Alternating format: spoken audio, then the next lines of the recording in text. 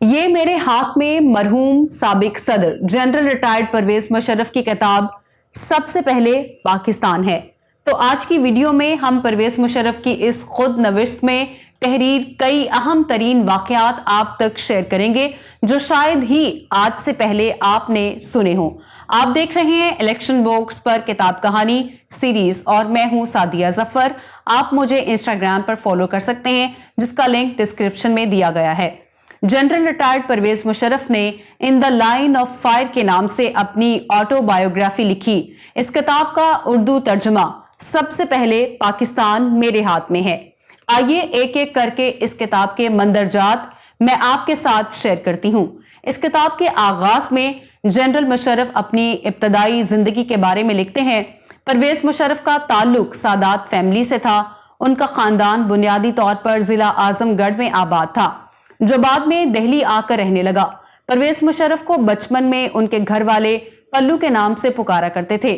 ان کی والدہ بیگم زریں سرفراز نے اپنے ایک انٹرویو میں بتایا تھا کہ پرویز کا دھیان تعلیم کی طرف بالکل بھی نہیں تھا اور میں اکثر کہتی تھی کہ یا اللہ اس بچے کا کیا بنے گا۔ مشرف کے بڑے بھائی جان جاوید مشرف جبکہ ان کے چھوٹے بھیا کا نام نوید مشرف ہے۔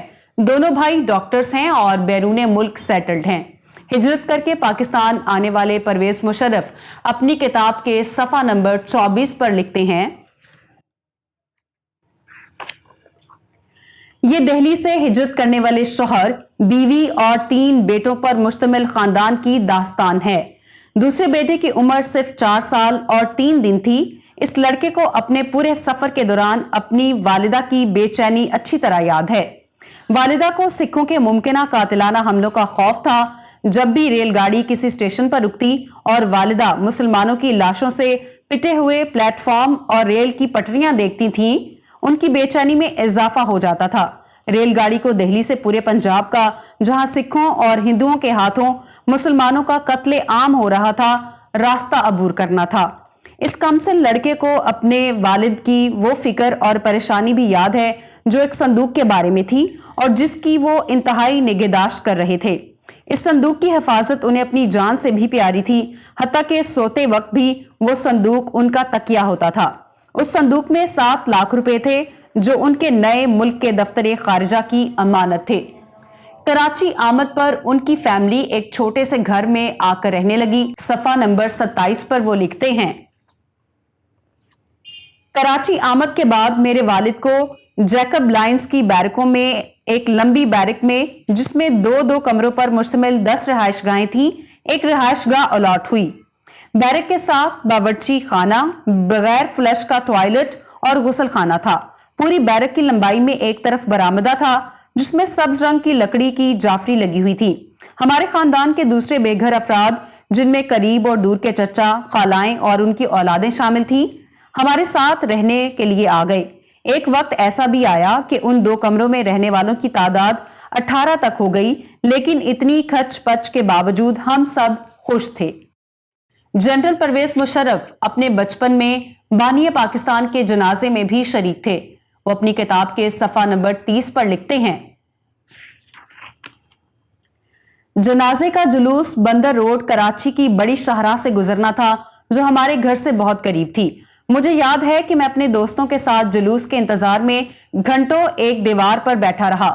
جب جلوس آیا تو سب لوگ رو رہے تھے، ہر آنکھ اشکبار تھی، میں نے بھی اپنے آنسو نہ روک سکا۔ اپنی زندگی کے ابتدائی برس کراچی میں گزرنے کے بعد پرویز مشرف اپنی فیملی کے ساتھ ترکی شفٹ ہو گئے۔ چند سال بعد ان کی ایک بار پھر سے پاکستان واپسی ہوئی۔ وہ کہتے ہیں نا، عشق بڑے بڑوں کو ناکارہ کر دیتا ہے، ایسا ہی کچھ پرویز مشرف کے ساتھ بھی ہوا۔ وہ صفحہ نمبر 43 پر لکھتے ہیں،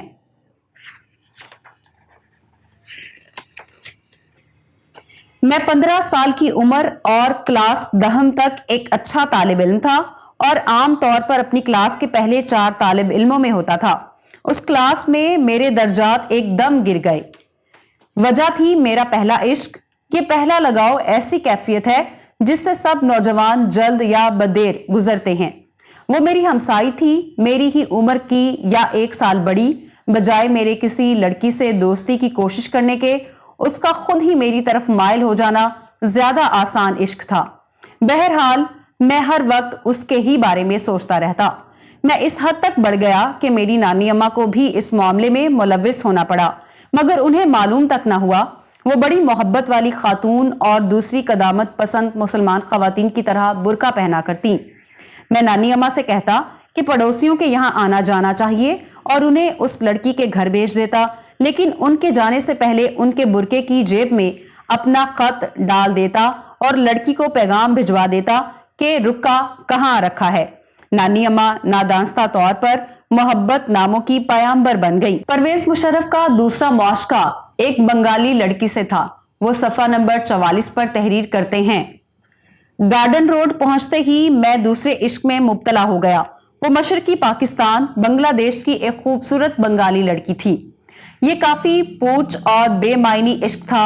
मैंने बाद में सुना कि वो खातून बांग्लादेश में खुशो खुर्रम इज़्दिवाजी जिंदगी गुजार रही हैं।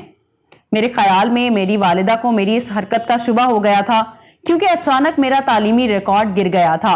उन्हें यकीन तो नहीं था, लेकिन मेरे खराब नताइज पर वो मुझसे काफी नाराज हुई।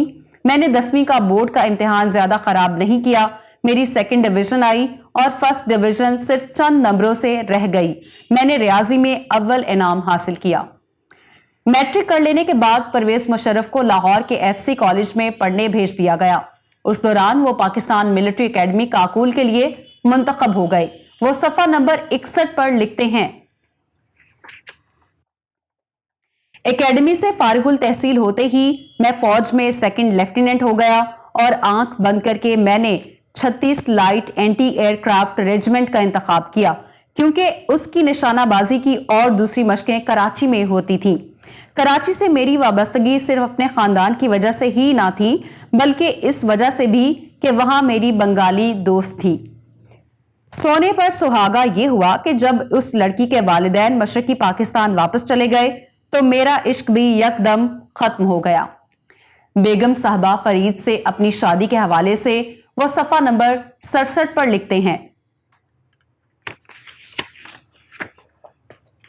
मुमकिन है आप सोचें कि मेरी शख्सियत का हामिल हर इंसान इश्क में मुब्तला होकर ही शादी करेगा, लेकिन मेरे साथ ऐसा नहीं हुआ और मेरी शादी रवायती अंदाज में हुई, यानी माँ बाप की मर्जी से।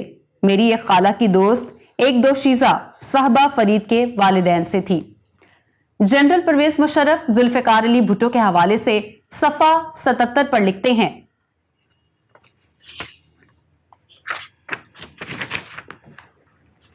मैं शुरू में भुट्टो का मद्दाह था।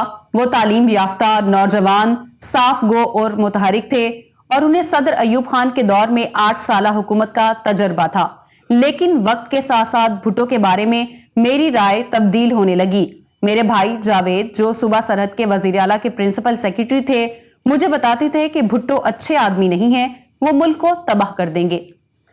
परवेज मुशर्रफ की किताब के 10वें बाब का उन्वान है चीफ से चीफ एग्जीक्यूटिव तक। वो सफा नंबर 107 पर लिखते हैं, मुझे एक टेलीफोन अपने दोस्त ब्रिगेडियर एजाज शाह का आया, जो उस वक्त लाहौर में ISI के मकामी शोबे के निगरां थे। मुबारक हो, आप चीफ बनाए जा रहे हैं। उन्होंने कहा, यह क्या बकवास है? मैंने कहा, करामत की मुलाजमत की मुद्दत अभी खत्म ही नहीं हुई, मैं चीफ कैसे बन सकता हूं? चीफ ने इस्तीफा दे दिया है। मेरे दोस्त ने कहा, यह खबर चारों तरफ फैली हुई है। इस किताब का बाकी हिस्सा हम इस वीडियो के पार्ट 2 में आपके साथ शेयर करेंगे। मैं उम्मीद करती हूं कि आज की वीडियो आपको पसंद आई होगी। अगर आप जनरल परवेज मुशर्रफ की जिंदगी के चंद हैरान कुन वाकयात जानना चाहते हैं तो यहां ऊपर क्लिक करें। नवाज शरीफ के फैक्ट्स के लिए यहां नीचे और जनरल ज़ियाउल हक की कहानी आपको यहां मिलेगी। वीडियो को लाइक करें, शेयर करें, इलेक्शन बॉक्स सब्सक्राइब कर लें और हमारी वीडियोस को देखते रहें। अल्लाह हाफिज़। नासिर।